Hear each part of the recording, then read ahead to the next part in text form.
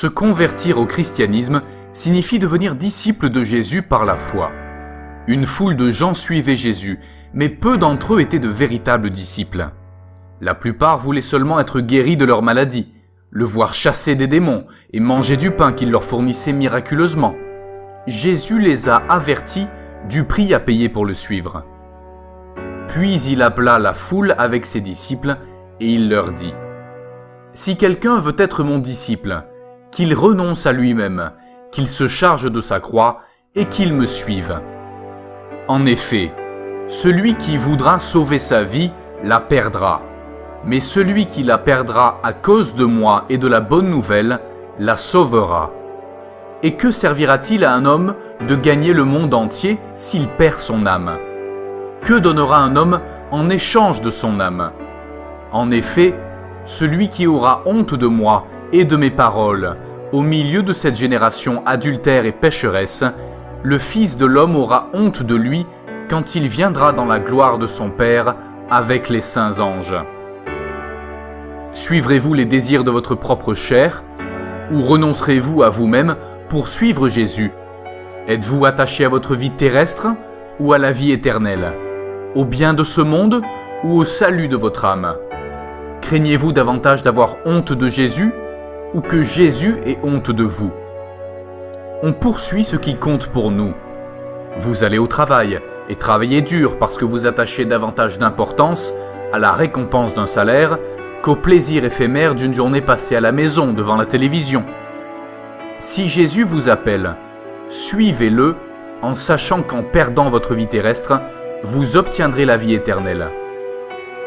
Êtes-vous prêt à suivre Jésus ? Vous devez d'abord calculer le prix à payer. Suivre Jésus vous coûte votre vie. Jésus a dit que vous deviez renoncer à vous-même et porter votre croix. Celui qui refuse de porter sa croix ne peut être un disciple de Christ.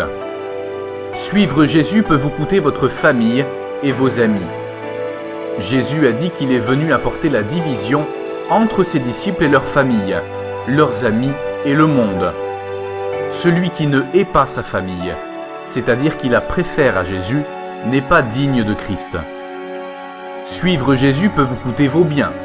Jésus a dit à un homme riche qui pensait fièrement qu'il était assez bon pour aller au ciel : « Si tu veux être parfait, va vendre ce que tu possèdes, donne-le aux pauvres, et tu auras un trésor dans le ciel. Puis viens et suis-moi. » Malheureusement, cet homme était davantage attaché à ses richesses qu'à Jésus. Suivre Jésus peut vous valoir la persécution. Les chrétiens doivent s'attendre à la souffrance, qui est normale pour qui appartient à l'homme de douleur.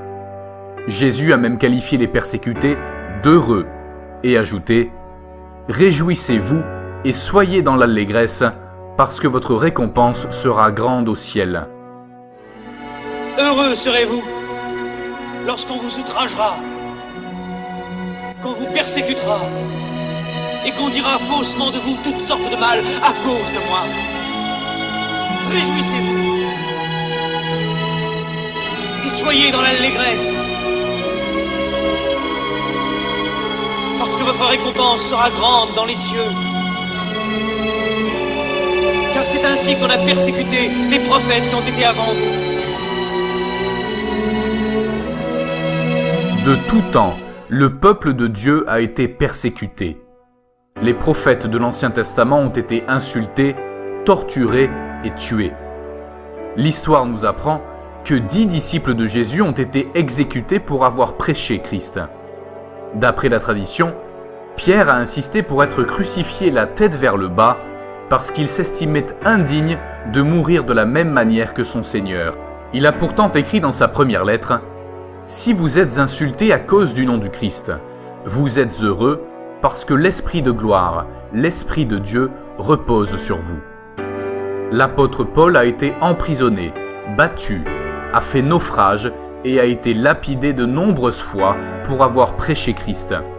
Mais il considérait ses souffrances comme indignes d'être comparées à la récompense dont il savait qu'elle l'attendait au paradis. Suivre Jésus n'implique pas forcément de perdre vos biens, votre famille, vos amis et votre vie. mais êtes-vous prêt à payer le prix si cela arrivait ? Bien que le prix à payer pour être disciple paraisse élevé, la persécution implique une récompense terrestre aussi bien que céleste. Le Seigneur est présent aux côtés de ceux qui croient en lui, même dans la persécution.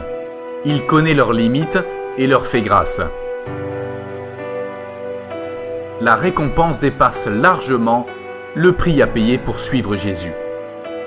Jésus a souffert et est mort sur la croix pour prendre sur lui la punition des péchés de ceux qui croient en lui.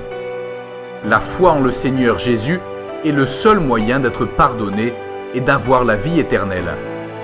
Bien que la persécution n'ajoute rien à l'œuvre parfaite de Christ pour le salut d'un croyant, un véritable croyant doit suivre Jésus à travers la souffrance. De fait, c'est à cela que vous avez été appelés, parce que Christ aussi a souffert pour nous, vous laissant un exemple afin que vous suiviez ses traces.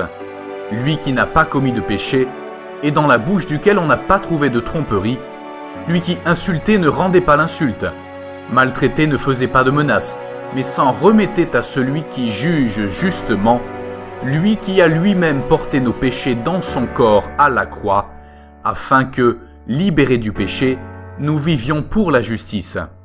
C'est par ces blessures que vous avez été guéris. Vous étiez en effet comme des brebis égarées, mais maintenant vous êtes retournés vers le berger et le protecteur de votre âme.